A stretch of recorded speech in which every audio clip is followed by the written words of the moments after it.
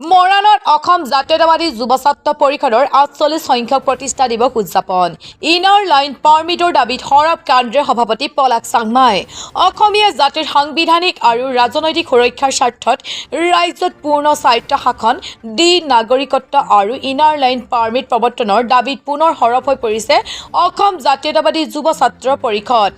মৰাণত অনুষ্ঠিত সংগঠনটোৰ ৪৮ সংখ্যক প্ৰতিষ্ঠা দিৱসত কেন্দ্ৰীয় সভাপতি পলাশ চাংমায়ে এই দাবী পুনৰ উত্থাপন কৰে। চৰাইদেউ জিলা সমিতিৰ উদ্যোগত আৰু মৰাণ আঞ্চলিক সমিতি আতিথ্যত মৰাণৰ মিলিত শিল্পী সমাজ নাট্য মন্দিৰ প্ৰাংগণত উদযাপন কৰা হয় অসম জাতীয়তাবাদী যুৱ ছাত্ৰ পৰিষদৰ ৪৮তম প্ৰতিষ্ঠা দিৱস।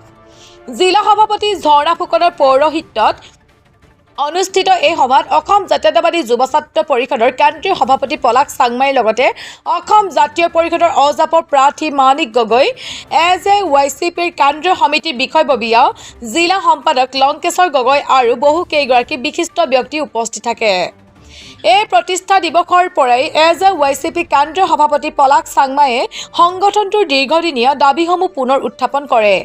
ৰাজ্যত ক্ৰমাৎ বৃদ্ধি পোৱা বহিৰাগতৰ আগ্ৰাসন আৰু ৰাজনৈতিক দখলদাৰিত্বৰ প্ৰতি তীব্ৰ উদ্বেগ প্ৰকাশ কৰি চাংমায়ে স্পষ্ট কৰি দিয়ে যে আন ৰাজ্যসমূহে নিজৰ ৰাজনৈতিক অধিকাৰ সুৰক্ষিত কৰি ৰখাৰ বিপৰীতে অসমত বহিৰাগত লোকে ৰাজনৈতিকভাৱে খোপনি পুতিছে। সেয়েহে অসমীয়া জাতিক ৰক্ষা কৰিবলৈ ইনাৰ লাইন পাৰ্মিট বা আন্তঃৰাজ্যিক পাৰপত্ৰই হ'ল একমাত্ৰ সুৰক্ষা কৱচ। ৪৮ বছৰীয়া এই সংগ্ৰাম সফল কৰিবলৈ তেওঁ সমগ্ৰ অসমবাসী ৰাইজৰ সহায় আৰু আশীৰ্বাদ কামনা কৰে। জাতীয়তাবাদী যুৱ ছাত্ৰ পৰিষদৰ আজি ৪৮ সংখ্যক প্ৰতিষ্ঠা দিৱস। আজিৰ দিনটোতেই ১৯৭৮ চনৰ অসম জাতীয়তাবাদী যুৱ ছাত্ৰ পৰিষদ নামৰ এই সংগঠনটোৰ জন্ম হৈছিল গুৱাহাটীৰ নবীন চন্দ্ৰ বৰদলৈ প্ৰেক্ষাগৃহত। জাতিটোক ভাল পোৱা কেইগৰাকীমান যুৱকৰ নেতৃত্বত এই সংগঠনটো জন্ম হৈছিল। যোৱা ৪৮ বছৰে অসমৰ জাতীয় জীৱনত অসম জাতীয়তাবাদী যুৱ ছাত্ৰ পৰিষদে যি পাৰে আমি আমাৰ সাধ্য অনুসৰি কোনো হীন দেৰি নোহোৱাকৈ কেতিয়াও আমি ক'তো আপোচ নকৰাকৈ আমাৰ নেতৃত্বই হওক বা আমিয়ে হওক আমি সংগঠনটোক নেতৃত্ব দিবলৈ চেষ্টা কৰিছোঁ। আজি ৪৮ সংখ্যক প্ৰতিষ্ঠা দিৱসত সমূহ অসমবাসী ৰাইজৰ পৰা আমি আশীৰ্বাদ বিচাৰিছোঁ আৰু আমি অসমবাসী ৰাইজক শুভকামনাও জ্ঞাপন কৰিছোঁ। ২টা বছৰৰ পিছত নিশ্চিতভাৱে অসম জাতীয়তাবাদী যুৱ ছাত্ৰ পৰিষদৰ ৫০ বছৰ হ'ব। ৫০ বছৰ উপলক্ষে আমি যি সোণালী জয়ন্তী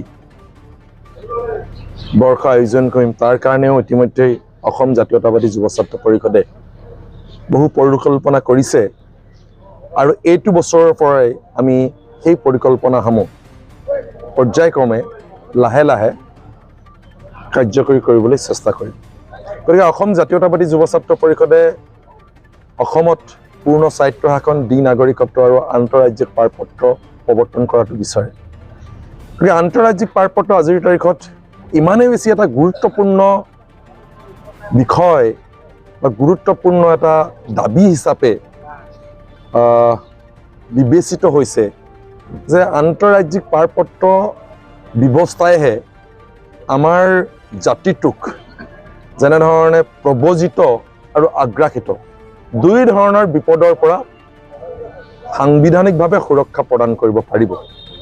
আপোনালোকে দেখিছে কেনেধৰণে ভাৰতবৰ্ষৰ বিভিন্ন প্ৰদেশৰ পৰা মানুহ আহি পেলাই, কাৰো প্ৰতি আমাৰ বেয়া ভাৱ নাই, সকলো মানুহৰ লগতে আমাৰ এটা ভাতৃত্বপূৰ্ণ সম্পৰ্ক আছে। তাৰ পিছতো কিন্তু আমি আমাৰ নিজৰ জাতিটোলৈ অহা যিবিলাক প্ৰত্যাহ্বান, জাতিটোলৈ হ'ব পৰা যিবিলাক প্ৰত্যাহ্বান, সেইবোৰ মষিমূৰ কৰিবলৈতো চেষ্টা কৰিবই লাগিব। আপোনালোকে দেখিছে অলপতে সম্ভৱতঃ এইটো ভোজপুৰী সংগঠন হৈছিল, তেওঁলোকে সংৰক্ষণ বিচাৰিছে। অসম বিধানসভাত কেইবাগৰাকীও বহিৰাগত মানুহে ইতিমধ্যেই বিধায়ক হিচাপে নিৰ্বাচিত হৈছে, মন্ত্ৰী হৈছে। গতিকে মই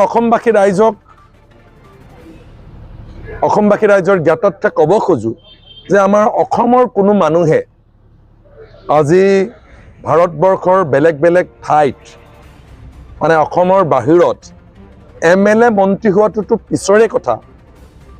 কোনোবা টাউন কমিটি, কোনোবা গাঁও পঞ্চায়তত সভাপতি বা মেম্বাৰ হ'ব পাৰিছে নেকি? কেতিয়াও পৰা নাই। গতিকে সেই ৰাজ্যবিলাকত তেওঁলোকৰ যিটো জাতীয়তা বোধ, তেওঁলোকৰ যিটো ৰাজনৈতিক অধিকাৰ, সেইটো তেওঁলোকে সুন্দৰভাৱে ৰাখিছে। কিন্তু আমাৰ ৰাজনৈতিক অধিকাৰ কেনেধৰণে এটা সময়ত প্ৰব্ৰজিত, সেই প্ৰব্ৰজিত মানুহে কেনেধৰণে আজিৰ তাৰিখত গুজেই গজালি মেলি কি অৱস্থা পাইছে আমি দেখিছোঁ। তাৰপিছত আমাৰ বিভিন্ন ৰাজ্যৰ পৰা আহি পেলাই আগ্ৰাসন, এই আগ্ৰাসিত।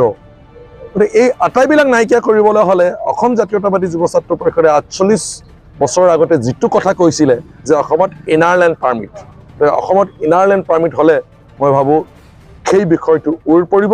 গতিকে অসমবাসী ৰাইজৰ পৰা আমি আশীৰ্বাদ বিচাৰিছোঁ ইনাৰলেণ্ড পাৰ্মিট প্ৰৱৰ্তনৰ যিখন সংগ্ৰাম, সেই সংগ্ৰামখন যাতে আমি অধিক কটকটীয়া কৰিব পাৰোঁ।